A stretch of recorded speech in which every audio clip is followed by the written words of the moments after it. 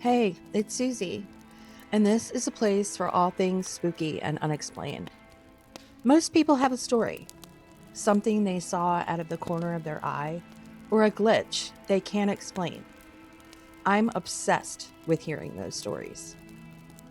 Today's accounts come from Ren. Ren reached out with just some of the experiences she's had throughout her lifetime, specifically a series of events from her time in North Carolina that prove that the paranormal doesn't just happen in old, creaky houses. Sometimes it happens in broad daylight, in the middle of a pharmaceutical manufacturing plant, and sometimes it wakes you up in the middle of the night. Ren has allowed me to use her name, though I have changed the names of others involved. From chairs flying across the room to entities that feed on the friction in our relationships, these are Ren's accounts.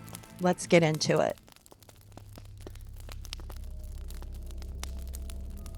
These first stories put Ren at work with her coworker Tammy at a pharmaceutical manufacturing facility. They were sitting at their desks, closing out a batch record, when suddenly, Ren's chair was pulled out from under her and flew across the room. They were the only two that were visible in the room at that time. Another time, Ren and Tammy were working together with two other coworkers on a tube line in the same pharmaceutical manufacturing facility. Every part of the line worked independently, but were still a part of the same process. She explained that if one section stopped, the others kept running. She and Tammy were working on a collator. The collator had two doors in the front and also two doors in the back. The two doors in the back were for mechanics to access if an issue came up and they needed to open up the machine to troubleshoot. The door handles were latching handles. When the handles were in the horizontal position, the doors would open. But when they were in the vertical position, the doors were closed and locked, so the vibration of the machine would not cause the doors to open on their own and stop production. On the day of this story, Ren said that everything was running smoothly. They were really kicking ass with their productivity when suddenly the collator stopped for no reason. There was no jam, the front doors were closed, and from what they could see at the front of the machine, it looked like the back doors were still closed too. Ren and Tammy were contemplating going around to the back when in front of their eyes, the back doors whipped wide open. Neither of them wanted to go back there and close those doors, and as you can imagine, arguments ensued. Ren explained that the machine had a built-in safety mechanism so that as soon as the handles are turned to open, the machine stops. They wouldn't have been able to see the handles being turned from the front of the machine where they were. It seems that somebody really wanted Ren and Tammy to know that they were there. Ren explained that many people in the facility reported seeing someone in a lab coat walking around, but that someone would suddenly disappear. There were also cold spots and other wild happenings in the building.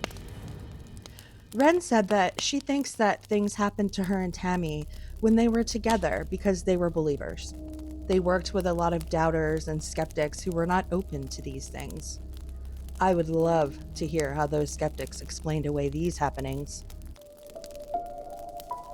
These next set of stories are more terrifying to me because they happen in Ren's home. Your home is supposed to be your safe space, a place where you can let your guard down and relax without worrying about anything, especially when you lay down at night to go to sleep. One night, Ren was snuggled down into her bed, ready to get a good night of sleep. She drifted off into sleep right into a nightmare. In the dream, she was in her home, her actual house, when she realized there was a demon there. He had spiked blonde hair and black eyes, and he was trying to kill her with a pillow. She woke up with a pillow over her face, and her hands were under the pillow like she was trying to stop someone from smothering her. Ren said that one Christmas, her friend Rob stayed at her place while she traveled home for the holiday. Rob dreamt of the same kid and became so uncomfortable in the house, that he left. Ren had to get rid of this thing.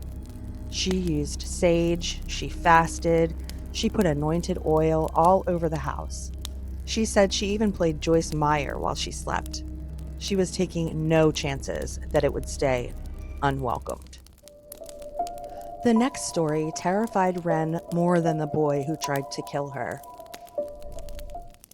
At the time, her then partner was living with her. When this happened, the relationship was nearing its end and they both knew it. Strange things started happening as soon as Lisa moved in with Ren, but it got worse the more distant they became. This evil thing seemed to like Lisa. Whatever was haunting her aggressively targeted Ren. One night, Ren woke when a very cold, invisible thing sat next to her on the bed and startled her awake with an evil laugh. She screamed at it to get away from her, which obviously woke Lisa. When Ren told Lisa what happened, Lisa just laughed at her and went back to sleep. When Ren managed to get herself back to sleep, she found herself in one of those dreams that doesn't feel like a dream.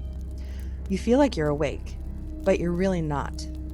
She was in bed, in her home, when she saw a female face appear on one of the walls in her bedroom. As she's watching this face, she sees tentacles start to appear and emerge from the other walls. Then the face starts to talk and keeps repeating, "We're going to destroy you. We're going to destroy you."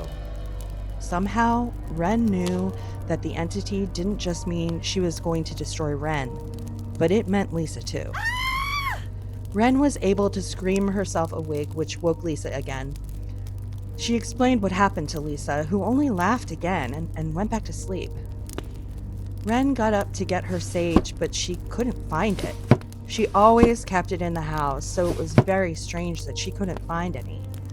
She had to do something, so she looked up prayers and started softly repeating them when Lisa woke up. Lisa complained that she couldn't sleep and got up and went to the living room. The next day, Ren went out and got more sage and anointed oil. She went through the house with both and spent extra time on her bedroom. Lisa moved to the guest bedroom that night, and she never slept in Ren's room again. 2 months later, Lisa moved out. Ren never had any issues again after Lisa moved out. The house returned to its peaceful state. Wherever Lisa is now, I hope that she's learned how to control and release any negative feelings and energy to get rid of what I am convinced is a poltergeist. Ren agrees that must have been what it was. Ren said that she thinks the only reason she was able to defeat the entity so easily is that she refused to give it any energy of her own. In her old house with the demon kid, Ren said it took a little while until she felt the kid was truly gone. But in this case, she realized that this energy was all coming from Lisa, so it was easier for her to remain disengaged from that energy and treat it like it was not real. That last story really reminded me of the story of Tina Rush. Tina's case was first reported by the Columbus Dispatch in 1984, but it was one of the most widely publicized cases of poltergeist activity at the time, and is still a mystery today. Tina struggled with her poltergeists her whole life. I wonder if she still does. There is so much to talk about with that case, and I'm happy to do a deep dive in another episode, so please let me know if you're interested.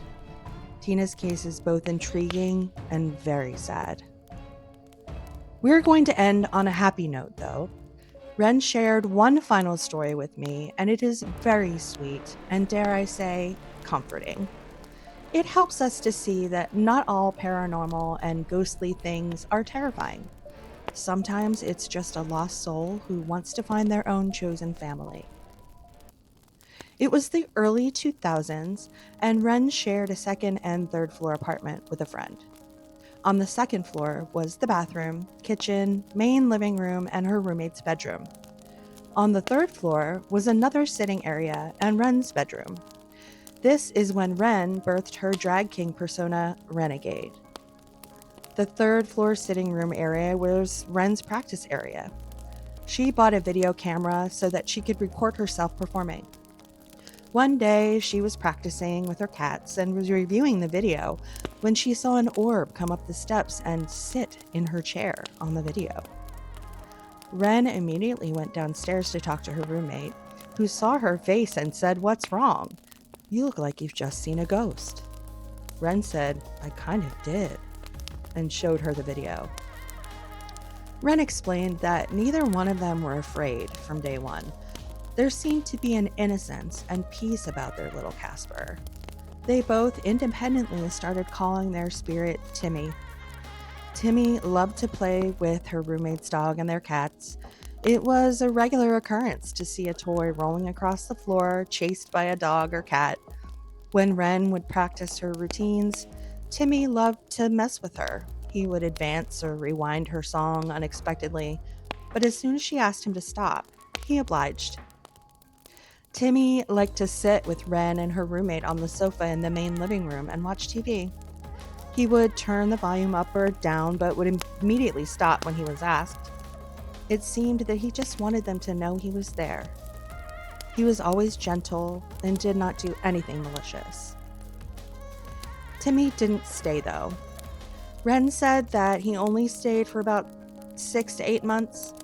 She and her roommate came to miss their Casper, who they came to know as Timmy or the little guy. They were convinced that Timmy was an innocent little boy because of how his energy felt. I want to thank Ren for sharing her stories. Her stories show that while some interactions with the paranormal can be head-scratching or terrifying, but they can also be gentle, kind, and playful. What do you think about what was shared today? If you liked it, please hit the like button. And I want to know, have you had any experiences similar to Ren's?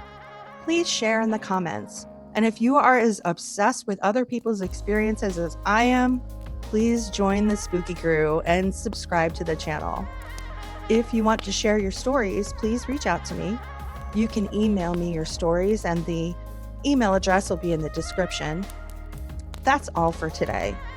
And remember, keep your eyes peeled, your hackles up, and stay spooky, friends. Take care.